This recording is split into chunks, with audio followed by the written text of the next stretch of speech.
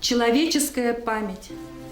Время не властно над ней, и сколько бы десятилетий ни прошло, люди с земли снова и снова будут возвращаться к нашей великой победе. Выросли новые поколения. Для них Отечественная война – далекая история. Но совесть и долг перед погибшими и пережившими войну не должны позволить нам забыть эту героическую и трагическую страницу летописи нашего государства.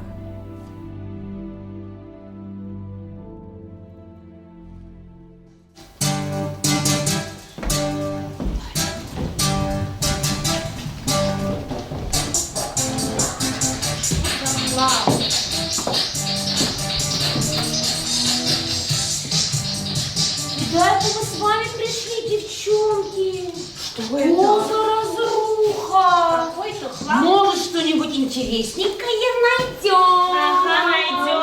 Ладно. Сокровища пиратов. Да тут кроме пыли и паутины, по-моему, ничего нету. А вообще, смотрите, какой-то старый чемодан. Да. Эликсиры молодости держите. Да. Здесь Разбогатеем мемуары. Девчонки, да здесь какие-то старые бумаги, пожелтели все. Что ты там нашла? Да вот письмо нашла, давайте почитаем. Давай. Видно? Светите, темнота-то какая. В минуты редкой тишины между кровавыми боями. Пускай к тебе мои мечты летят, гонимые ветрами. Давай, мне, я хочу. Ой, давай. Что-то интересное. Пишу письмо тебе, родная, ночной безоблачной порой, и от разлуки изнывая, болею всей своей душой. Подождите.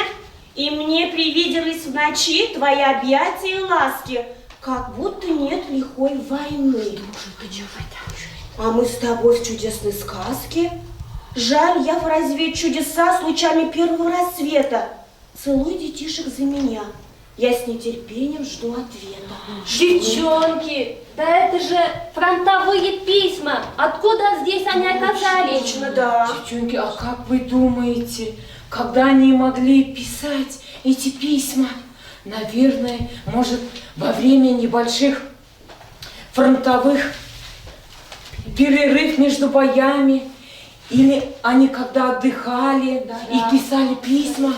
Они и отдыхали, чтобы хоть как-то отвлечься от этих минут военных минут.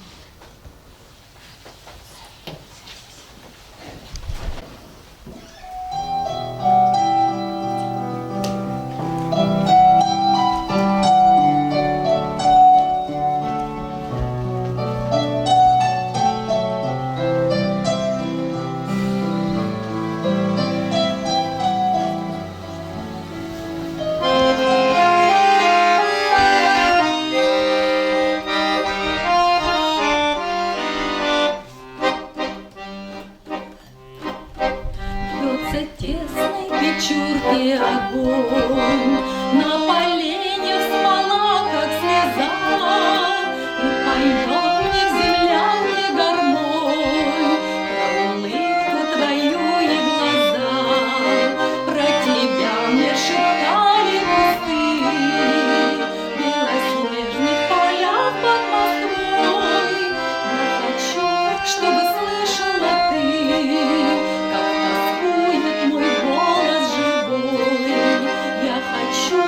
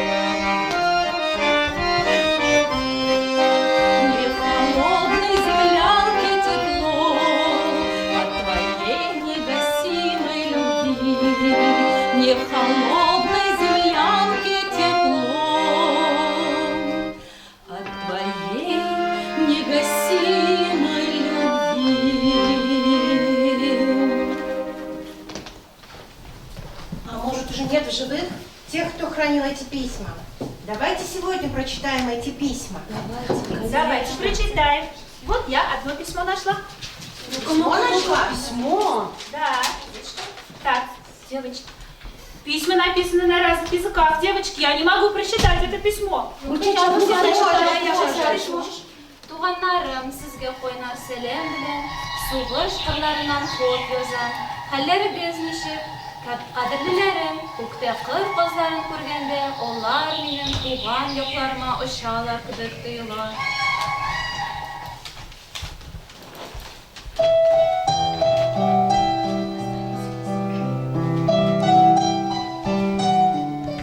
Ünde түгел, төштә күрдем аны.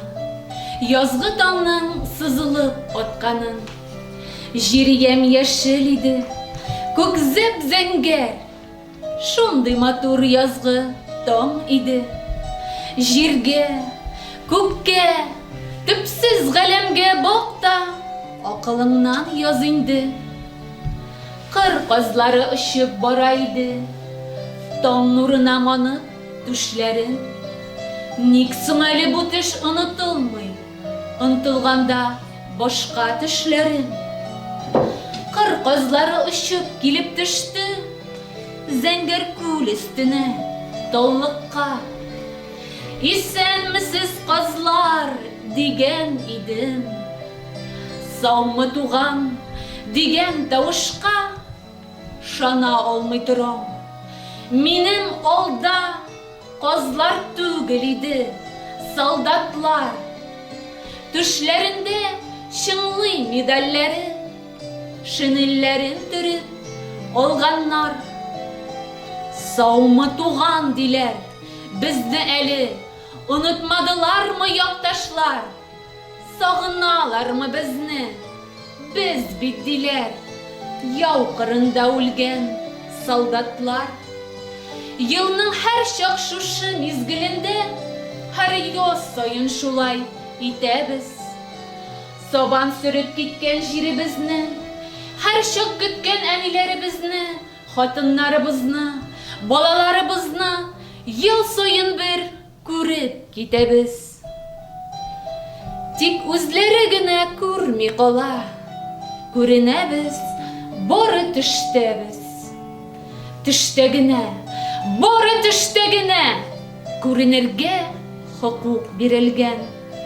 Һәм бары тик казлар булып кына кайталабыз туган җиргә без.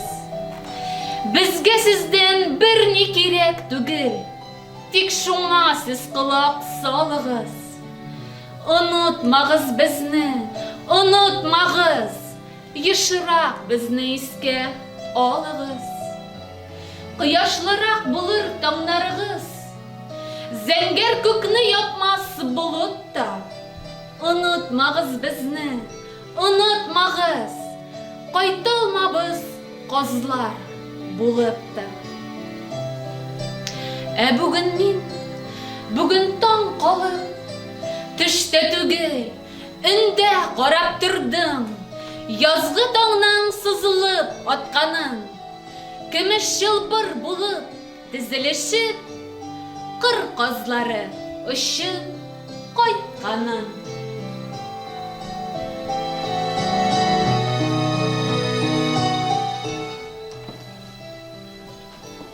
Послушайте, девчонки, если письма здесь, значит, они до своих адресатов не дошли? Нет, не дошли. Да. Знаете, однажды моя бабушка рассказала мне историю, услышанную от своей мамы, о девочке-почтальоне в годы войны. И я подумала, что она могла разместить эти письма.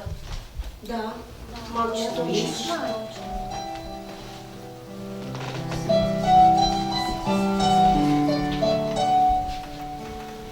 Письма с фронта.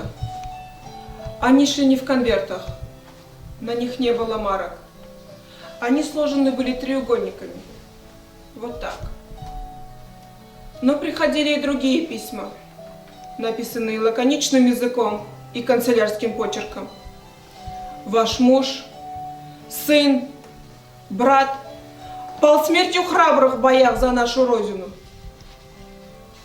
Почтальоны должны были быть выносливыми и терпеливыми. Ведь мы первыми принимали всплески бесконечной радости и беспредельного горя. Кроме писем и газет, я всегда носила с собой пузырьки с нашатырным спиртом. Иначе нельзя. В 4 письмах радость, а в 5 похоронка. Какое это было горе! И я, пряча глаза, глотая слезы, не находя слов утешения, чувствовала вину за это печальное известие. Как разложить по конвертам голоса всех живых и мертвых, что дошли, словно гул металла в треугольниках полустертых. Только адрес есть на конверте, а в конверте жизни и смерти.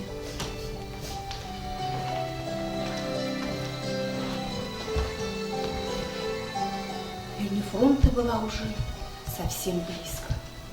И наши ополченцы уезжали на фронтовую прямо с этой остановки. Да, конечно.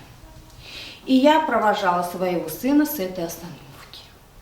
Однажды я его провожала в школу и дала ему 3 его любимых бутерброда.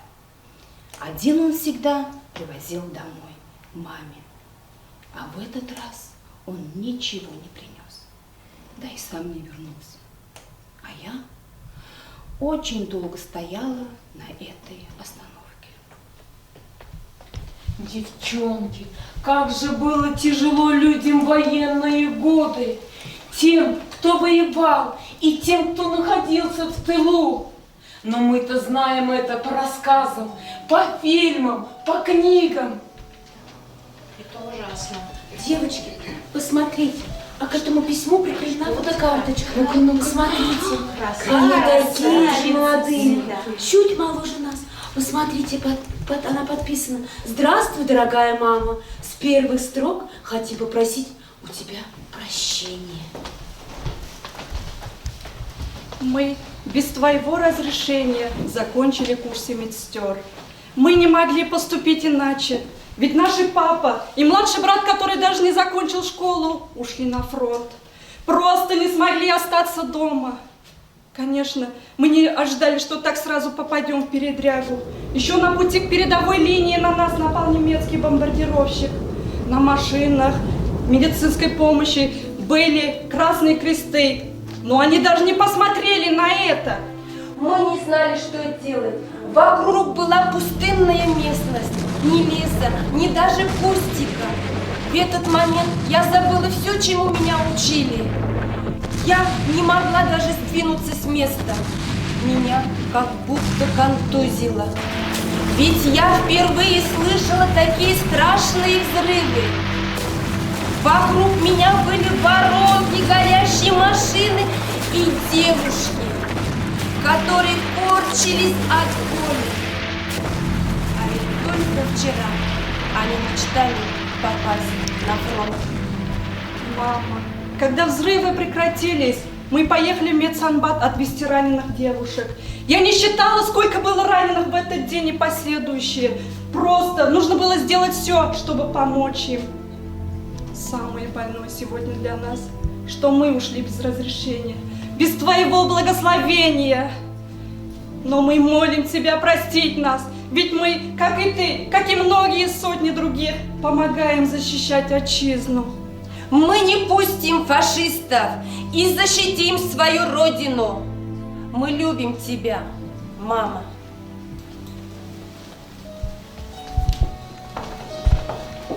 Сколько же таких девушек уходило на фронт?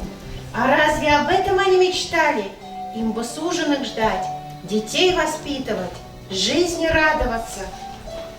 Девочки, смотрите, что-то еще что-то.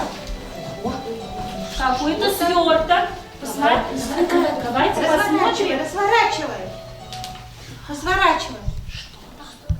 И вовсе не сокровище. Простая хлебная корка. На свете я видел хлеба немало. Его отмеряли так скудно, так строго. Его запивали крутым кипятком. Его называли не хлебом, пайком, с соломой, с мекиной, с трухой, со жмыхами. Но все же казался желаний всего. И матери тайно и тяжко вздыхали, когда на частицы делили его. Да, это действительно было сокровище. Девчонки, посмотрите, я еще одно письмо нашла. Еще письмо? В редкие минуты затишья солдаты писали письма своим любимым, а когда уходили в бой, твердили имя той единственной. Эта война дала возможность людям, особенно молодым, раскрыться друг перед другом и поведать самое сокровенное, что было в их сердцах и душах.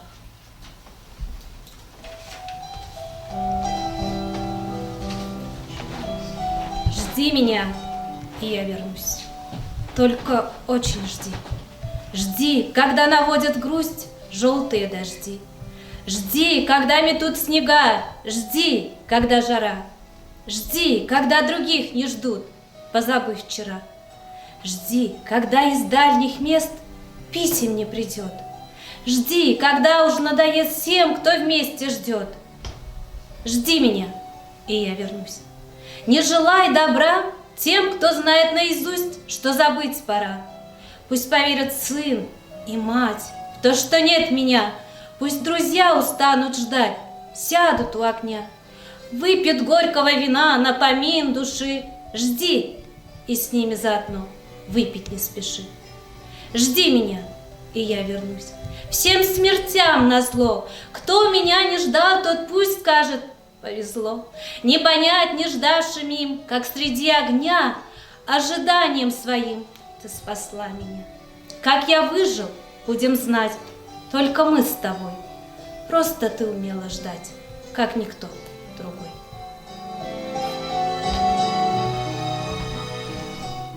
Да, фронтовые письма – это не только короткие смски.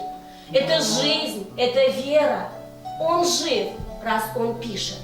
Солдатам привычнее было держать в руках винтовку, а не карандаш. Поэтому и письма были правдивыми и искренними. Девчонки, вот письмо. Здравствуй, дорогая доченька Машенька. В первых строках своего письма хочу сказать тебе, что очень тебя люблю. А я еще тоже нашла.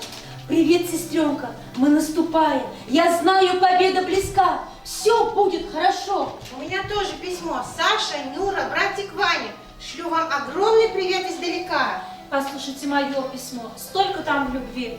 Любимая моя Дашенька, посмотри, на улице весна, она прекрасна, как и ты. Прошу вас, храните солдатские письма. Они и просты, но порою грустны. В них столько надежды и вечного смысла. Прошу вас, храните солдатские письма. Тревожную память людской доброты. Прошу вас, храните солдатские письма. А что будет с этими письмами? А давайте передадим их в наш школьный музей. Давайте. Будем читать и помнить.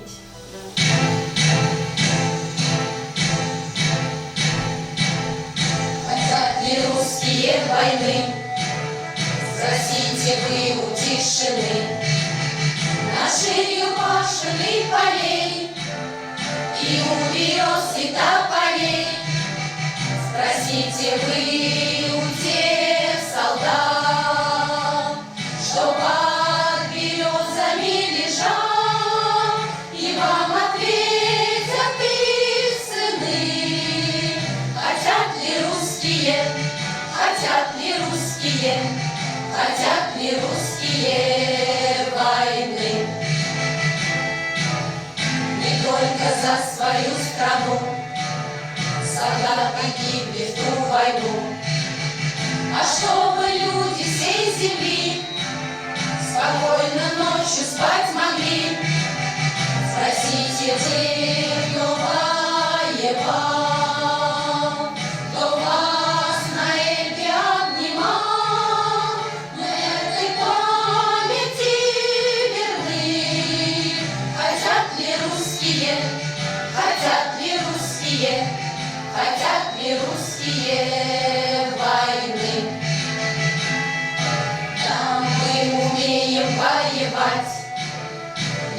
хотим, чтобы опять солдаты падали в бою, на землю горькую свою. Спросите вы у матерей, напрасно ждущих сыновей, и мы когда понять должны, хотят ли русские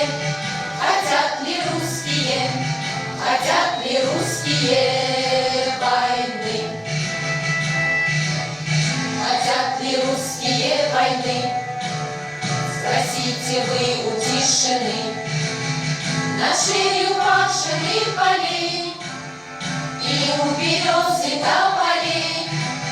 Спросите вы у тех солдат, что под березами лежат, и вам ответят их сыны.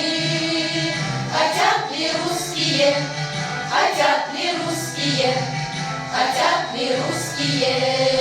войны? Хотят ли русские войны?